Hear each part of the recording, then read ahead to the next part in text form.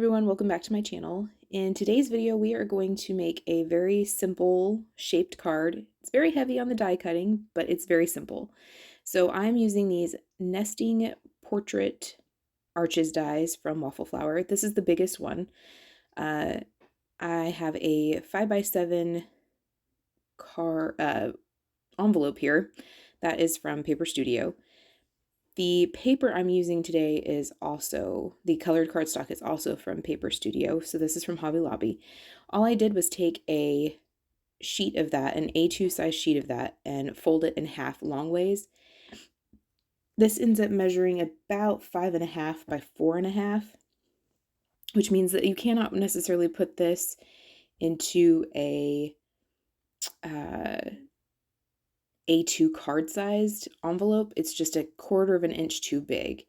So I ended up putting this into a 5x7 envelope. These are all the colors that I'm going to be using today. There's like that red there. There's a like bubblegum pink, a salmon pink, like a baby pink, and then a yellow. And I just took each one of those arches, put them in the order that I wanted them to come in, which is essentially from like darkest to lightest. And then I'm using the happy birthday sentiment that we made in a previous video. This is brush sentiments from Pink Fresh, and I foiled that in silver foil and die cut it out with coordinating die. I have a couple of different size silver sequins for my stash. I purchased those off of Amazon. So like I said, this is a pretty heavy die cutting card, but it is going to be shaped and it really is quite simple. So here is that piece of cardstock that I folded in half long ways, and I just kind of trimmed it down so I didn't waste as much cardstock. What I'm doing is I have that largest die, and I'm going to make it to where the top of that die or the top of that arch hangs off the cardstock. So anything that is touching this cardstock, any part of this die that is touching the cardstock is actually going to cut. But that part that is hanging off is not going to cut. And what that's going to do is that's going to give us a fold or a hinge for our shaped card. That'll make a little more sense when I actually cut this out. Now, because there is 2 layers of cardstock, I did run this back and forth, but this is pretty thin cardstock, so I probably didn't need to do that, but I did it anyway. So if you see here, there's kind of that flattened part of that arch. I don't really like that, and so we will end up cutting another one of these red piece of cardstock using the same large die. We're just going to cut a single one. So this is just a single piece of cardstock. It's not folded over. There's nothing else with it, but we are going to cut out this entire image so that we have a true shaped card and not like a wannabe arch that's missing its top. And then I'm going to go through and on each of these arches, on each of the colored cardstock that I want it to be, I'm just going to continue to cut out each of those. Like I said, this is a pretty heavy die cut card, but it'll all make sense in a second. So I'm just showing you here, I've layered this on top, and now we have a completed arch, but we also have a card. So this makes us our shaped card.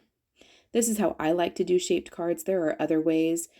Jennifer McGuire shows in one of her videos in the past ways to do shaped cards in various styles or various methods. This is the method I choose. So here I have all of my layers die cut, and I'm just going to go ahead and start gluing them together. I did them biggest to smallest, and I chose to center them, but you could be a little more playful or a little more creative and offset them off to one side or however you choose. I just chose to center mine. As I lay each layer down, as I glue each layer down, excuse me, I do add my little mini Misty on top just to add some pressure, some weight to it while I let it dry. I'm just going to go through and on each of these layers, adhere them flat. I did toy with the idea of putting some foam tape behind certain layers. I chose not to. I felt like that would probably make it really, really bulky, so I chose to glue them all down flat. Here I'm just playing with the sentiment placement. I toyed with the idea of putting it toward the top, down toward the bottom, and then I really liked this kind of whimsical at a slant, and that's how I chose to do that. I did add some Instant Dimension foam tape from Altenew to the back of that sentiment. I did choose to pop that up a little bit, but you could also adhere that flat if you so desired.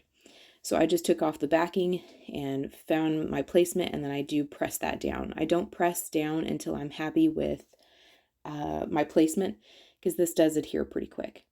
I did choose 2 different sizes of silver sequins from my stash and place those kind of scattered in trios, making a visual triangle around my sentiment, and that will complete the card once I get those all glued down. Like I said, I did include these with a 5x7 envelope just because this card is just a hair too big for a regular A2 sized envelope.